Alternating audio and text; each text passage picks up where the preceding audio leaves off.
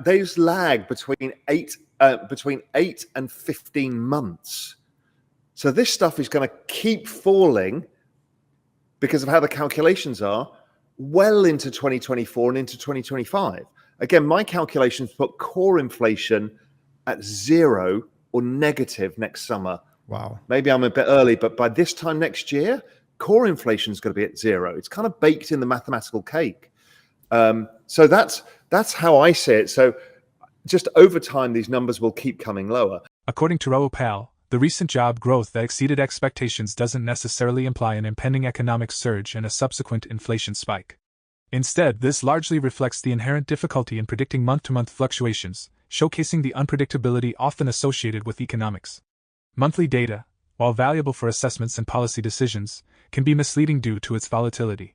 What truly matters are the underlying trends, and in 2022, there were signs of a slowdown. Labor demand, measured by job openings and non-farm employment, surpassed labor supply, leading to a 5.1% increase in labor earnings compared to 2021, benefiting employees but raising concerns for the Federal Reserve. This wage growth, compounded by supply chain disruptions and the conflict in Ukraine, contributed to a substantial inflation rate increase, reaching 7.7% in 2022.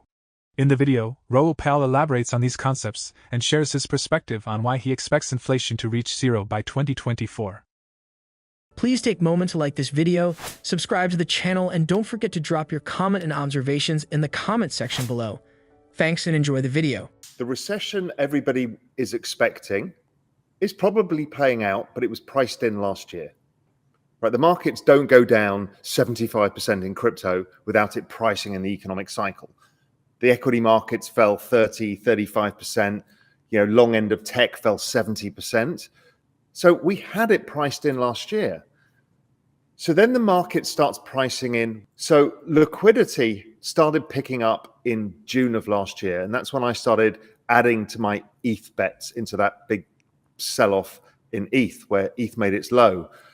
Then the confirmation of my forward-looking indicators was that October was another liquidity event where liquidity was rising, but the markets was having its last spasm. So again, I kind of added into that bet, added technology names as well, and was adding all the way through. So for me, looking forwards, we're now getting the bits that I've been waiting for. You see, I live in the future. I'm used forward-looking indicators. So they're looking at things in advance, the economic data in advance, kind of a glimpse into the future. But now that data's catching up, which is inflation is going down.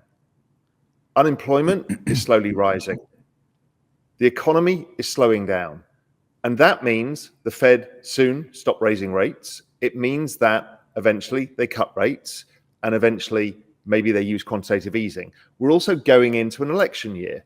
An election year tends to have stimulus because they want to get elected, so they bribe everybody with money.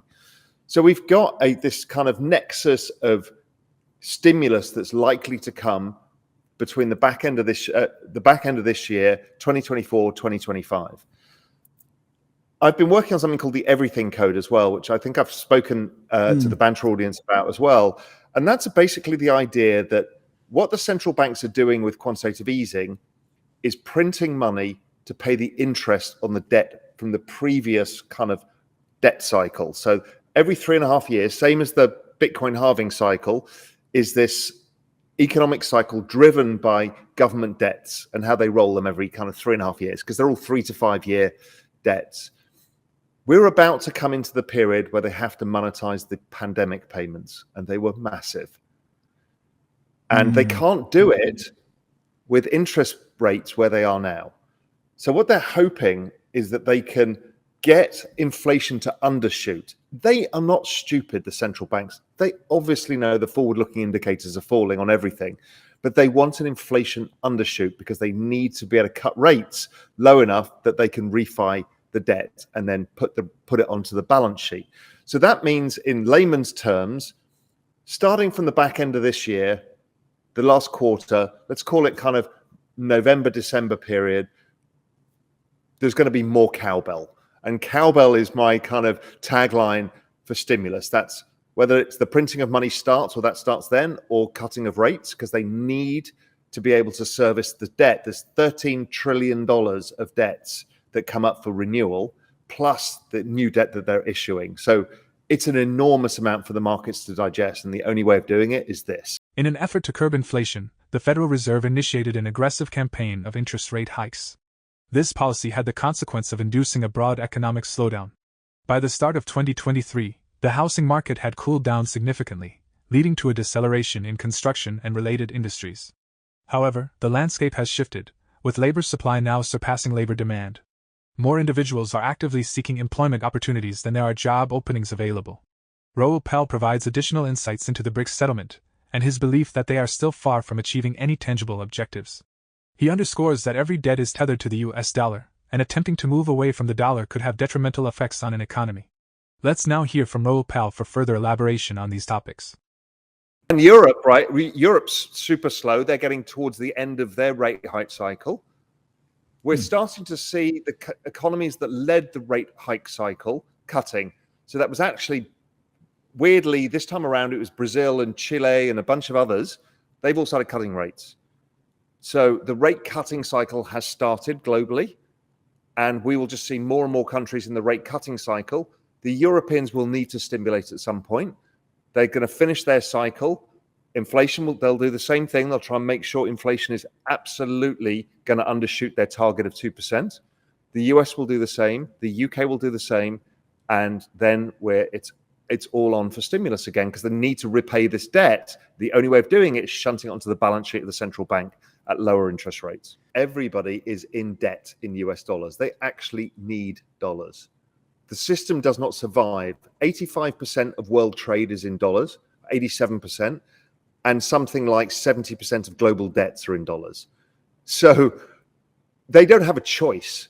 If China stopped trading in dollars, their entire economy will blow up overnight. So it's never going to happen. But they do want to get away from the US using the dollar as a weapon. So here we've got a dichotomy. Yes, they want to get away from the US using it as a weapon, but they keep cutting off Iran and they cut off Russia and they cut off whoever they feel like cutting off. So I think overall, the BRICS is something, but it's not something big.